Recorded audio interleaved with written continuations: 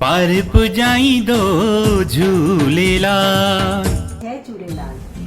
अचो त सभई गॾिजी सूफ़ी कवि मास्टर रांझन साहिब जन जो 100 उत्सव जनम मनायो। किथे किथे किथे काथे काथे काथे काथे काथे काथे लहजे छा मेरा जिया लहजे कैसा राजिया।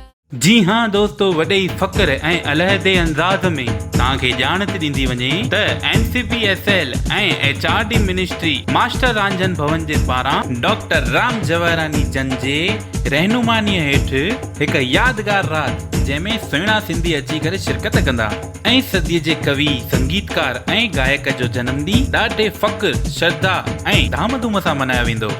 त अचण न विसारींदा सभिनीनि सिंधियुनि खे अचण जी नींद थी ॾींदी वञे।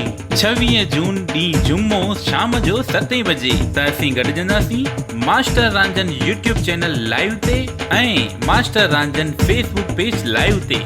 त मूंखे उमेद आहे तव्हां सभई हिन शो में ज़रूर में ज़रूर ईंदा ऐं हिन मौक़े जो लाभ उठाईंदा। त मिलूं था दोस्तों 26 जून शाम जो 7 बजे। पार पुॼाईंदो झूलेलाल।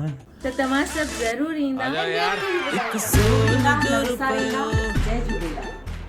एक चांदी जो रुपयो, एक सोन जो रुपयो।